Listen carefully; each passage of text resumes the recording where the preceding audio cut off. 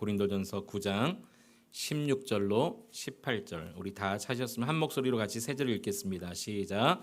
내가 복음을 전할지라도 자랑할 것이 없음은 내가 부득불할 일임이라. 만일 복음을 전하지 아니하면 내게 화가 있을 것이로다. 내가 내 자의로 행것을 행하면 상을 얻으려니와 내가 자의로 아니한다 할지라도 나는 사명을 받았노라. 그런즉 내 상이 무엇이냐? 내가 복음을 전할 때 값없이 전하고 복음으로 말미암아 내게 있는 권리를 다 쓰지 아니하는 이것이로다. 아멘. 세상을 살다 보면 참 진짜 양심 없다 그렇게 느껴지는 사건이나 사람들을 가끔 만나곤 합니다. 여러분은 지금까지 살면서 그런 경험 없으셨나요? 정말 저 어떤 일에 대해서 진짜 양심 없구나. 어떤 사람에 대해서 진짜 저 사람 양심 없네. 얼마 전에 TV 뉴스에 고속버스 민폐녀라는 뉴스가 나왔어요. 여러분 사진 한번 보여드릴게요. 앞좌석의 승객이 의자를 정말 속된 표현은 이빠이 제쳐놓고 뒷자리에 앉아있는 승객 무릎이 다 닿도록 이렇게 해놓고 지금 가고 있는 거예요. 이 뉴스에 실제로 나온 장면입니다. 그러니까 운전기사가 와서 앞에 젊은 아가씨가 앉았는데 아가씨 뒷손님이 불편해하시니까 좀 조금만 올려달라고. 그런데 아마 이 뒤에서 사실 앉으면서 실수로 앞자리를 딱 찼던 것 같아요, 발로. 그러니까 이 젊은 여자가 의자를 그냥 제껴버린 거예요. 이러고 일어나질 않는 거예요. 뒤에는 노인이 앉으셨는데 주변에서도 승객들이 술렁술렁하면서 좀 의자 좀 제끼라고. 이 아가씨가 뭐라고 얘기한지 아세요? 잘 한번 들어보세요. 뒷사람이 불편하다고 제가 불편할 수는 없잖아요. 이랬다는 거예요.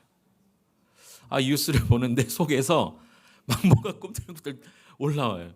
야, 진짜 양심 없다. 아니 혼자 타는 차도 아니고 모두가 타는 이 공공시설에서 뒷사람이 불편하다고 자기가 불편할 수는 없잖아요. 그래서 이 의자는 원래 이렇게 제끼라고 만들어 놓은 의자인데 뭐가 잘못됐냐는 거예요. 결국 의자를 세웠지만 운전기사가 이 뒤에 앉은 승객을 저 뒤쪽으로 자리를 편하게 옮겨 주셨어요. 참 양심 없는 사람인 것 같아요. 또요, 여러분 1999년 6월 30일 경기도 화성에서 여러분 잘 아실 겁니다. 시랜드 청소년 수련원에서 새벽 1시에 화재가 발생을 했어요. 유치원생, 초등학생 497명, 교사 47명, 모두 총 544명이 자고 있었어요. 건물 3층에서 불이 나서 유치원생 19명, 그리고 교사 4명이 사망을 한 사건입니다. 그런데 참 신기한 게 뭐냐면 유치원생 19명 중에 한 방에서만, 숙소 한 방에서만 유치원생 18명이 사망했어요. 그러니까 대부분 다 빠져나갔는데 유독 한 방에 18명, 한 유치원에서 왔는데 소망 유치원 아이들 18명은 한 명도 빠져나오지 못하고 죽었어요. 한 방에서만. 나중에 조사하는 과정 가운데 왜 이 방만 아이들이 못 났을까? 알고 봤더니 그 방에 교사가 없었다는 거예요. 저녁에 잘 때 각 방에 한두 명씩 교사들이 다 배치돼서 다 아이들 옆에 자고 있는데 이 방에는 소망 유치원 교사가 없었어요. 그러니까 아이들이 나오지를 못하는 거예요. 일어날 수도 없고 나오지도 못하고. 교사들한테 물어봤어요. 나중에. 뭐 하고 계셨습니까? 그랬더니 교사들이 다른 방에서 회의하고 있었다는 거예요. 새벽 1시에. 처음에 그런 줄 알았는데 더 조사해 보니까 회의가 아니라 회식을 하고 있었어요. 그것도 밖에서. 여러분 새벽 1시에 이 숙소를 나와서 교사들이 밖에서 회식할 때 유치원을 위한 건전한 회의를 했겠습니까? 술 먹었겠죠. 그러니까 불난 줄도 모르고 자기들이 데려간 아이들은 한 방에서 다 그대로 죽고 말았어요. 이 교사들의 거짓말 너무 양심 없지 않습니까? 처음부터 그냥 솔직히 말했으면 좋을 텐데 다른 방에서 회의하고 있었는데 본인들은 나왔지만 그 방에 못 들어갔다는. 여러분 이 건물 자세히 보십시오. 좀 이상하지 않습니까? 1층은 콘크리트인데 2층, 3층은 52개의 컨테이너 박스로 붙여놓은 임시 객실이에요. 처음에 몰랐는데 불이 나고 보니까 52개 컨테이너 박스가 2층, 3층에 있는 거예요. 왜 이렇게 지었습니까? 라고 건물주한테 물어봤더니 싸게 건물 지으려고. 그게 더 좀 마음 아픈 게 아니라 더 마음 아픈 건 이거예요. 화재 경보기 달려 있었는데 작동 안 합니다. 선생님들이, 다른 유치원 선생님들이 수화기를 가지고 뿌려봤는데 눌렀더니 이상한 거예요. 알고 보니까 수화기가 비어 있어요. 왜 이런 걸 설치했냐고 하니까 싸게 건물 지으려고. 이 건물주도 참 양심이 없는 것 같아요. 아니, 비어있는 아무것도 없는 빈통 수화기는 왜 설치해놨을까요? 왜 건물은 이렇게 지었을까요? 이 건물의 건물주와 소망 유치원 선생님들 개인적으로는 정말 양심이 없다, 그런 생각을 합니다. 또 제가 가슴 아팠던 것은 2014년 다 우리 전 국민의 슬픈 사건이죠. 4월 16일 세월호 사건 때 안산 단원고 325명을 포함한 총 476명이 인천에서 제주도로 가는 여객선을 타고 출발합니다. 전날 밤에. 이 사고로 무려 304명이 사망을 하고 말았어요. 다음날 아침 오전 8시 58분에 처음으로 해경에 구조 요청 신고 전화가 들어갑니다. 근데 그 전화를 받고 32분 만인 9시 30분에 해경이 도착을 했어요. 도착하자마자 처음으로 구조한 사람이 누구냐면 이 배의 선장과 선원이에요. 그러니까 승객을 버리고 먼저 도피한 사건이죠. 이 사건 때문에 전 국민의 공분을 사지 않았습니까? 조금만 더 다른 아이들을 먼저 태웠다면 한 명이라도 더 살렸을 텐데 본인들이 먼저 빠져나가고자 해경에게 신고를 하고 요청을 한 거죠. 이 선장과 선원들을 볼 때 참 정말 양심 없는 사람들이다라는 생각을 하게 됩니다. 여러분, 이러한 사건, 이 사건뿐만이 아니라 요즘에는 가족, 부모, 형제, 자식도 죽이고 이러한 일들을 보면 진짜 양심의 가책이 없는 세상이구나라는 것을 느끼게 됩니다. 특히 생명과 관련된 사건을 들을 때마다 정말 마음에 분노가 차오릅니다. 여러분은 어떻게 생각하나요? 그런데 여러분, 우리 신앙생활에도 신앙적 양심의 가책이라는 것이 있습니다. 어떤 분은 가끔씩 이렇게 말씀하시는 분이 있어요. 목사님, 제가 다음 주에 정말 급한 일 때문에 주일날 빠져야 되는데 정말 죄송해요, 목사님. 그러니까 양심에 조금 어떤 가책이 작동을 하니까 주일 예배 빠지는 것 때문에 죄송하다고 말하는 거예요. 또 기도 모임 또는 말씀을 읽는 거, 말씀대로 사는 거, 이런 것은 양심의 가책을 느낍니다. 내가 그래도 직분자인데 내가 기도하러 잘 가지 못하는데 죄송한 거예요. 다음에 만나면 목사님 죄송해요, 말씀하신 분 있어요. 가끔 신방을 하고 만나다 보면 요즘 제가 정말 말씀도 못 읽고 제대로 제가 신앙생활 못하는 것 같아요. 그러니까 일말의 양심이 있기 때문에 그렇게 말을 하는 거예요. 제가 조금 더 봉사하고 선행을 베풀고 좀 구제하고 이웃을 좀 사랑해야 되는데 그렇게 하지 못하는 것 때문에 양심의 가책을 느껴서 목사님 죄송해요, 이렇게 말씀하신 분이 있어요. 내 영혼이 사는 길이고 이것은 당연히 해야 되는 일인데 못하기 때문에 죄송하다는 거죠. 그런데 전도하지 않는 것에 대해서는 대부분 그리스도인들이 신앙의 양심의 가책 느끼지 않습니다. 내 영혼이 사는 길, 주일 예배, 전도, 기도, 말씀, 구제, 선행, 이런 것에는 신앙의 양심의 가책이 있는데 다른 영혼을 살리는 이 전도에 대해서는요, 전혀 양심의 가책이 없습니다. 여러분 어떠세요? 스스로 한번 물어보세요. 주일 예배 빠질 때는 양심의 가책이 있는데 전도 안 하는 것에 대해서 양심의 가책이 있으신 분 계시나요? 없습니다. 대부분 성도들이 전도에 대해서는 양심의 가책이 없어요. 왜냐하면 나랑 관계없기 때문에라고 생각하죠. 내 영혼이 살리는 일이 아닌 거죠. 여러분, 이게 제일 나쁜 거 아닌가요?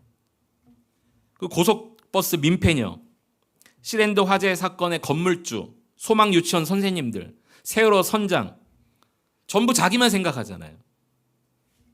여러분, 아무리 모태신앙이라고 해도, 아무리 수십 년 교회를 다녔어도 전도하지 않는 것, 이것은 자기만 생각하는 것입니다. 바른 신앙생활의 모습이 아닙니다. 그래서 전도하지 않는 것에 일말의 양심의 신앙적 가책이 없다면 저는 정말 나쁜 사람이라고 생각합니다. 저도 그랬던 사람이에요. 누구라고 말할 게 없어요. 저랑 여러분입니다. 예수님을 나의 구원자로 믿고 고백하는 우리 모두에게 동일하게 주신 사명이 바로 전도하는 것 아닙니까? 죽어가는 영혼 살려내라는 거 아닙니까? 죄와 허물로 죽었던 우리도 예수의 생명으로 살았으니 이제 산 사람이 죽어가는 사람을 살리라는 명령이 우리 주님 마지막 지상 명령 아닙니까? 따라서 복음 전하지 않으면 신앙적 양심이 없는 겁니다. 예수님이 어느 날 12 제자들을 불러 모아서 그리고 전도자로 각 마을에 파송하십니다. 근데 파송하면서 이런 말씀을 하셨어요. 마태복음 10장 7절 8절 우리 두 절을 함께 같이 한번 읽어보겠습니다. 시작. 가면서 전파하여 말하되 나병한 자를 깨끗하게 하며 귀신을 쫓아내되 너희가 거저 받았으니 거저 주라. 네, 너희가 거저 받았으니 거저 주라. 제자들이 뭘 거저 받았을까요? 돈 받았을까요? 명예입니까? 아니면 뭐 예수님 만나서 사회적 지위와 신분이 높아진 겁니까? 제자들이 예수님 만나서 거저받은 게 뭡니까? 그거를 주라는데 거저받은 게 뭘까요? 바로 생명 아닙니까? 너희가 예수의 생명을 받았으니 이거 거저받았으니 이거 거저 주라. 이렇게 말하는 거예요. 여기 뭐 병을 고치고 죽은 자를 살리고 나병한 자 깨끗하고 귀신을 이거는 그냥 방편일 뿐이에요. 거저 받은 것 그것을 주라 이렇게 말씀하셨어요. 오늘 저 여러분도 우리의 자의의 어떤 선행이나 노력으로 우리의 의로 구원받은 게 아니라 그저 하나님의 선물로 구원을 받았으니 거저 받았으니 죄 허물로 죽었던 우리가 영원한 생명을 받을 자격 없는 우리가 받았으니 거저 줘야 되는 거 아닙니까? 예수님은 제자들을 보내시면서 이 부탁을 하셨어요. 예수님이 이 땅에 오신 목적도 생명을 주시기에 오셨다라고 분명히 말씀하셨습니다. 요한복음 10장 10절에 보면 도둑이 오는 것은 도둑질하고 죽이고 멸망시키려는 것뿐이요 내가 온 것은 양으로 생명을 얻게 하고 더 풍성히 얻게 하려는 것이라. 도둑은요 만약 도둑질하고 죽이고 멸망시키는 것이 아니라면 오지 않습니다. 그러니까 도둑이 오는 목적을 분명하게 지금 설명하시면서 예수님이 왜 오셨는지를 반대로 설명하고 있어요. 여기 도둑은 당시에 어떤 율법주의나 경건주의의 가면을 쓰고 영혼들을 멸망으로 몰고 가는 종교 지도자들, 특히 바리새인들을 가리켜서 주님 책망하시는 말씀이었거든요. 그러면서 반대로 예수님은 생명을 주시되 풍성히 얻게 하시려고 오셨다는 거예요. 여기 풍성이라는 것은요, 영어의 the full, 충분이라는 의미입니다. 충분히. 전혀 모자랄 것이 없는 물 한 방울만 똑 떨어뜨리면은 그 컵에서 물이 왈칵 쏟아지는 그 상태. 예수는 우리에게 생명을 주시되 그냥 예수 믿고 구원받는 정도가 아니라 우리가 살면서 우리 삶을 짓누르는 모든 무거운 짐을 벗겨주시고 충분한 완전한 영적 만족감을 주시기 위해 오셨다는 거예요. 여러분 인생이 정말 짧지 않습니까? 세월이 진짜 빨라요. 여러분 올해가요 내일이면 정확히 70일 남았습니다. 이제 2달 10일 남았어요. 너무너무 빨리 지나가는 것 같아요. 모든 사람은 지금도 죽음을 향해 달려가고 있습니다. 우리가 느끼지 못할 뿐이지. 우리도 언제 부름 받을지 모르잖아요. 그러니까 지금 일어나야 돼요. 지금 복음을 전해야 됩니다. 다음이 있다, 기회가 남았다라고 여러분 지체할 시간이 없습니다. 어쩌면 오늘이 마지막일 사람들도 있어요. 우리의 부모, 자녀, 형제, 자매, 우리 지인들 가운데 어쩌면 오늘이 마지막일 사람들도 있을지 몰라요. 따라서 우리는 예수님이 길이요 진리요 생명 되심을 내일 전하면 되지.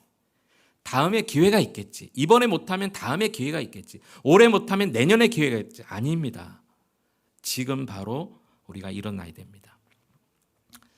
제가 이렇게 한 달이 건너서 알고 있는 우리나라에 30년 넘게 한국 교회에서 찬양 사역의 한 길만 걸어오신 김상훈 목사님이라고 계세요. 여러분 아마 사진 보면 이분 아실 거예요.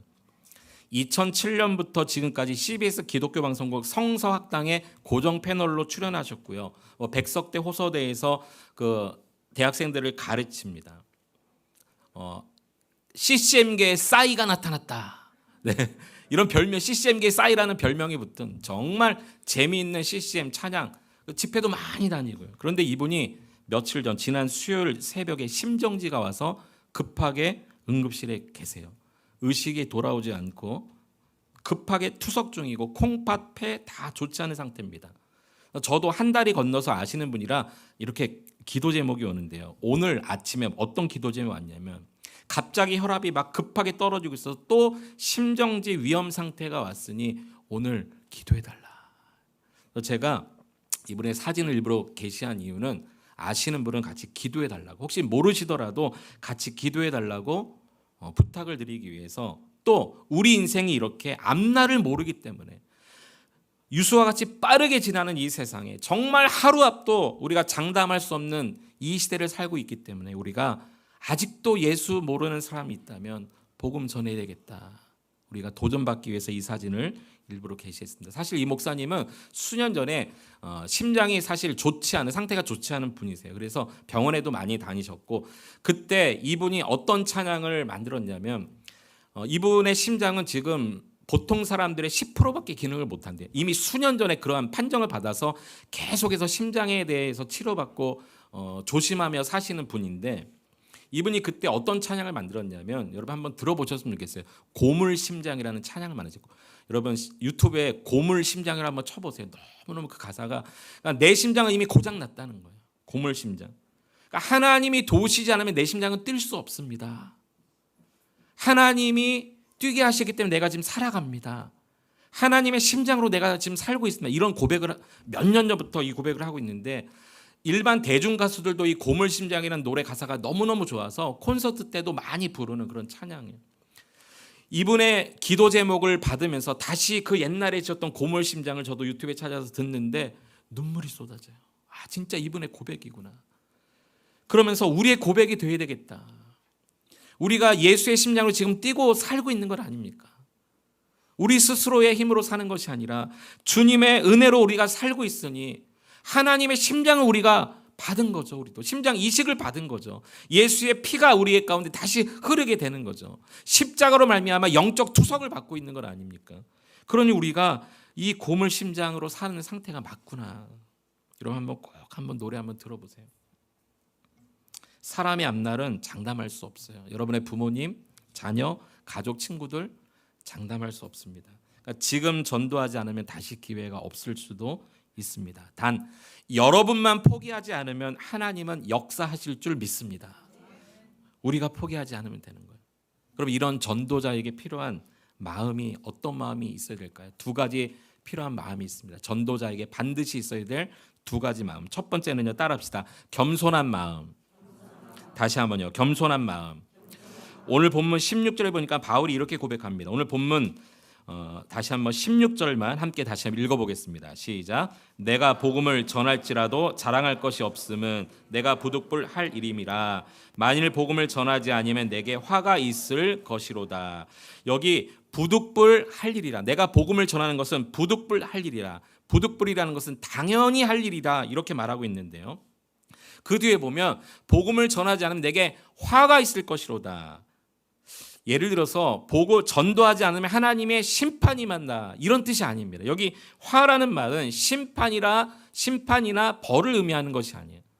전도 안 하면 하나님께서 벌 주시나, 그런 의미가 아니라 여기 화라는 말은요, 슬픔이라는 의미예요. 그것도 큰 슬픔이라는 의미입니다. 그러니까 이렇게 되는 거죠. 바울은 자기가 이 복음을 전하는 것은 당연히 내게 주어진 사명이기 때문에 이 주어진 사명에 불성실하는 것이 내게 큰 슬픔입니다. 그렇게 지금 말하고 있는 거예요. 내게 큰 슬픔입니다. 그러면서 다음 절 17절에 보면 이렇게 말하죠. 내가 내 자의로 이것을 행하면 상을 얻으려니와 내가 자의로 아니한다 할지라도 나는 사명을 받았노라. 우리 성경에는 그런 표현이 없는데 헬라어 원문에 보면 원인과 이유를 나타내는 접속사 가르라는 말이 쓰여져 있어요. 그러니까 이 17절 말씀은 16절에서 고백한 바울의 이유가 되는 거예요. 왜 부득불 할 일인지, 왜 내가 복음을 전하지 않으면 그것이 되게 큰 슬픔인지 그 이유를 17절에서 설명하고 있거든요. 여기 보세요. 내가 자의로 이 복음을 전하는 것을 행하면 상을 얻으려니요. 여기 자의로라는 것은요, 기꺼이라는 의미인데요. 그러니까 자발적인 의지를 나타내는 거죠.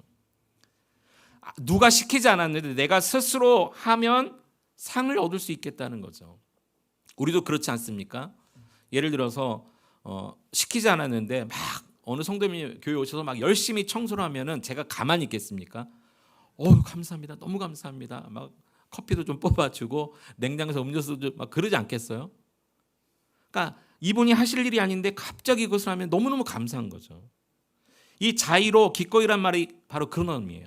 바울에게 이 일이 주어지지 않았는데 자의로 한다면 상이 있지만, 그러나 자발적인 의지에 따라서 복음을 전하는 것이 아니라 이것은 내가 당연히 해야 될 나의 사명이다, 그렇게 이야기하면서 사명을 받았노라. 이 사명이란 말이요, 원어에 보면 청지기라는 말의 어근과 똑같아요. 그러니까 청지기가 무엇입니까? 내가 종이라는 거죠. 주인이 내게 이거 해라고 맡기신 당연히 해야 될, 마땅히 해야 될 의무와 임무가 주어졌을 뿐이라는 거예요. 그런 이 사명의 불성실한 것이 얼마나 내가 큰 슬픔인지 모릅니다. 이런 고백을 하는 거죠. 이거 당연히 내가 할 일인데 안 하는 것이 내게는 큰 나를 좌절하게 만들고 낙심시키고 슬프게 만드는 일입니다. 나는 복음 전하는 것이 그래서 자랑할 게 없습니다. 당연히 해야 할 일입니다. 그렇게 고백하는 것입니다. 그래서 바울이 쓴 서신서에 보면 계속해서 뭐라고 서신서 앞부분에 자기를 소개합니까? 나는 그리스도의 종된 나 바울은, 그리스도의 종된 나 바울은, 이렇게 계속 고백하지 않습니까? 당연히 나는 종이라는 거예요. 그냥 청직이라는 거예요. 할 일을 했을 뿐이라는 거예요. 이거 자랑할 게 없다는 거예요. 어차피 내가 할 일이기 때문에 이것을 안 하는 것이 나에게는 슬픔입니다. 지금 그렇게 고백하는 거죠. 지금 자기 자신을 낮추고 있어요. 종이라고 청직이라고 낮추고 있어요. 복음 전하는 자에게 필요한 마음이 바로 이런 마음입니다. 겸손한 마음. 저와 여러분이 혹시라도 다음 주에 누군가를 초대했어요. 뭐 초대하지 못할 수도 있습니다. 다음에 하면 됩니다. 다음 주에 누군가를 데려올 때 마치 이것이 나의 어떤 의를 드러내는 것처럼 어깨가 이만큼 올라가고 그렇게 오시는 분이 한 분도 없게 되기를 축원합니다. 우리는 그저 할 일을 했을 뿐입니다. 오히려 이것을 안 하는 것이 내게 슬픔입니다. 나는 청직입니다. 종입니다. 주님이 하셨습니다. 그런 겸손한 마음으로 다음 주에 오시기를 축복합니다. 두 번째, 전도자에게 필요한 마음이 있습니다. 한번 따라합시다. 하나님의 능력을 의지하는 마음. 오늘 본문 마지막 18절을 같이 한번 읽어보겠습니다. 시작. 그런즉 내 상이 무엇이냐? 내가 복음을 전할 때에 값없이 전하고 복음으로 말미암아 내게 있는 권리를 다 쓰지 아니하는 이것이로다. 아멘. 여기 보면 내가 복음을 전할 때 값없이 전했다는 거예요. 그러니까 대가를 바라지 않고 전했다는 거예요. 이 당시에 선생님이라고 칭해지는 랍비들과 철학자들이 사람들이 모인 곳에서 무엇인가를 가르칠 때 사례를 받았어요. 근데 바울은요, 사례를 바라지 않고 했다는 거예요. 그래서 이렇게 말합니다. 이것이 내게 있는 권리를 다 쓰지 않은 것입니다. 그러니까 어떤 물질적인 대가를 충분히 요구할 수 있었는데도 불구하고 그것이 권리인데, 그 당시 랍비와 철학자들의 권리인데 그렇게 하지 않았다는 거예요, 자기는. 그러니까 바울은 돈 때문에 복음을 전하지 않았습니다. 바울은 깨달았어요. 복음의 능력은 나에게 있는 것도 아니고 물질에 있는 것도 아니고 오직 하나님의 능력이 있기 때문에 자기는 돈을 받고 안 받고는 큰 관계가 없었어요. 전도자에게 필요한 마음 바로 이것이에요. 하나님의 능력을 의지하는 마음. 예수님의 제자들도 예수님을 증거하는 증인의 삶을 살 때에 하나님의 능력이 그들에게 먼저 임했어요. 그들이 말을 아주 그냥 잘했기 때문이 아니라, 사람을 잘 이렇게 인도하는 무슨 기술이 있었기 때문이 아니라, 그들은 어부 출신 또 세리 죄인들이었잖아요. 그런데 성령이 임하고 나니까, 하늘로부터 능력이 임하고 나니까 폭발적으로 복음을 전하는 그런 제자의 삶을 산 것 아닙니까? 사도행전 4장 33절에 보면 이렇게 말하고 있습니다. 사도들이 큰 권능으로 주 예수의 부활을 증언하니 무리가 큰 은혜를 받아, 이렇게 말하고 있어요. 큰 권능으로. 성령 강림 사건 이후에 하나님의 능력이 제자들에게 부어졌어요. 그러니까 제자들의 힘이 아닙니다. 그들의 노력이 아니라 하나님의 능력이 부어지니까 그 능력이 밖으로 나타나는 거죠. 베드로와 요한이 성전에 기도하러 가다가 성전 미문에 늘 앉아있는 날 때부터 안진뱅이 된 사람을 주목하여 봅니다. 그날도 그는 돈을 구걸했지만, 베드로와 요한이요, 늘 지나다닐 때 그를 봤지만 성령이 임하자 그에게 뭐라고 이야기합니까? 내게 돈은 없지만 내게 있는 것으로 내게 주노니 나사렛 예수의 이름으로 일어나 걸으라. 주님의 이름에 능력이 있음을 알고 그것을 전하지 않습니까? 예수님이 승천하시기 직전에 제자들에게 당부하셨던 마지막 부탁도 위로부터 능력이 입힐 때까지 기다리라, 이 부탁을 하셨어요. 우리 누가복음 24장 46절로 49절을 같이 한번 우리 읽어보겠습니다. 같이 읽겠습니다. 시작. 또 이르시되 이같이 그리스도가 고난을 받고 제3일에 죽은 자 가운데서 살아날 것과 또 그의 이름으로 죄사함을 받게 하는 회개가 예루살렘에서 시작하여 모든 족속에게 전파될 것이 기록되었으니 너희는 이 모든 일의 증인이라. 볼지어다 내가 내 아버지께서 약속하신 것을 너희에게 보내리니 너희는 위로부터 능력으로 입혀질 때까지 이 성에 머물라 하시니라. 너희는 이 모든 일의 증인이라. 예수님이 고난받고 3일 만에 다시 살아난 것, 그 이름을 믿는 자들에게 죄사함을 받게 하는 회개가 예루살렘부터 온 족속에 전파될 것, 너희는 이의 증인이라. 증인의 삶, 복음 전도의 삶을 부탁하시면서 그러나 위로부터 능력이 부어질 때까지 기다리라, 이렇게 부탁하셨어요. 위로부터 부어지는 능력, 하나님이 약속하신 것, 바로 성령님이시죠. 성령의 능력. 그러니까 전도자의 삶은 오직 하나님의 능력으로만 가능한 겁니다. 그러니 우리는 겸손해질 수밖에 없고 하나님의 능력을 의지할 수밖에 없어요. 이번 한 주간도 여러분의 지혜와 여러분의 어떤 힘으로 하려고 하지 마시고 하나님의 능력을 구해서 하나님이 깨닫게 해주시는 말을 전하고 하나님이 깨닫게 해주시는 지혜로 사람들에게 복음을 전할 수 있는 여러분 될 수 있기를 축원합니다. 우리가 내가 누구를 초청하겠습니다 이렇게 얘기는 했지만 이번 한 주간 어떤 일이 어떻게 벌어질지 몰라요. 우리 정말 기도해야 됩니다. 하나님, 내가 초대하기로 한 저분, 오기로 약속하신 저분, 하나님 이번 한 주간 가정과 일터에 아무 일이 일어나지 않게 해주십시오. 우리가 전도하는 거 하나님이 가장 기뻐하시지만 사단마귀는 가장 싫어하기 때문에 어떻게든 우리를 넘어지고 유혹할 거예요. 주일날 아침에 갑자기 마음에 이상한 마음이 들어서 또 나는 오늘 못 가요 이럴 수도 있어요. 갑자기 일이 생길 수도 있어요. 그러니까 여러분 이번 한 주간 내일부터 금요일까지 우리 저녁 9시에 우리 해피온데이 축제를 앞두고 우리 올해는 특별 새벽기도가 아니라 특별 심야기도 우리 9시부터 모여서 1시간 같이 기도하려고 하는데 모두 다 나오세요. 모두 다 나오세요. 이 축제를 위해서 기도하고 우리가 초청하려는 영혼을 위해서 기도하고 또 이 깊어가는 가을에 우리 신앙이 더 깊어지기 위해서 우리 모두 모여서 기도하는 한 주간 되셨으면 좋겠습니다. 말씀을 정리합니다. 복음 증거는 해도 되고 안 돼도 되는 문제가 아니라 종이요 청지기인 내게 당연히 부득불 주어진 사명입니다. 바울처럼 우리가 이것을 하지 않을 때 큰 슬픔으로 다가오는 신앙적 양심의 가책이 느껴져야 합니다. 우리는 주일 예배 빠지는 것, 기도 생활 안 하는 것, 말씀 안 읽고 불순종하는 것, 선행을 베풀지 않는 것에는 나와 관련돼 있고 내 영혼이 사는 길이라고 생각하는 길에는 신앙적 양심의 가책을 느끼지만 다른 사람을 살리는 일에 대해서는 전혀 신앙적 양심의 가책을 느끼지 않는 우리를 돌아보면서 나를 좀 불쌍히 여겨달라고, 나의 시선과 나의 모든 마음을 변화시켜 달라고, 바울처럼 이것이 내게 슬픔으로 다가오게 달라고 기도하면서 내게 맡겨진 이 당연한 일이기 때문에 자랑할 것이 없는 겸손한 마음과 내 힘으로 하는 것이 아니기 때문에 하나님의 능력을 의지하는 마음으로 한 주간 기도하시다가 다음 주에 여러분 기도하고 초청하기로 작정된 그분들이 함께 모여 하나님 앞에 영광의 예배를 드릴 수 있는, 그리고 우리가 알고 있는 예수 그리스도를 믿을 때 주어지는 행복이 그들에게 또 전해질 수 있는 그런 은혜의 축제가 될 수 있기를 축원합니다. 한 주간 여러분의 가정, 직장, 사업장에서 예수 복음, 예수의 생명 증인으로 살아가십시오. 겸손함으로, 하나님 능력을 사모함으로, 그리고 거룩한 신앙적 가책을 통해서 죽어가는 영혼을 살려내리라 결단하는 마음으로 한 주간 사신 여러분 될 수 있기를 축원합니다.